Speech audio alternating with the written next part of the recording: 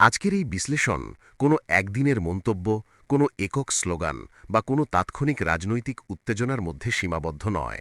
আজ আমরা ধীরে, ঠান্ডা মাথায় কিন্তু গভীর মনোযোগ দিয়ে বুঝতে চেষ্টা করব ২০২৬-এর অনেক আগেই কেন বাংলার রাজনীতিতে আবার মন্দির মসজিদের রাজনীতি এত জোরালোভাবে সামনে আনা হচ্ছে। এই রাজনীতির প্রকৃত উদ্দেশ্য কী, আর এর আড়ালে কোন প্রশ্নগুলো ধীরে ধীরে ঢাকা পড়ে যাচ্ছে। কারণ রাজনীতিতে শব্দ কখনো নিরীহ হয় না।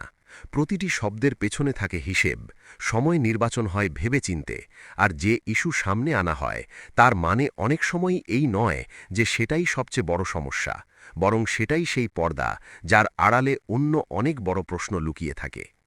৩০শে ডিসেম্বর নেতাজি সুভাষচন্দ্র বসুর স্মৃতিকে সামনে রেখে শুরু হওয়া একটি ফুল ভিডিও দেখতে হলে এখানে এক্ষুনি ক্লিক করুন।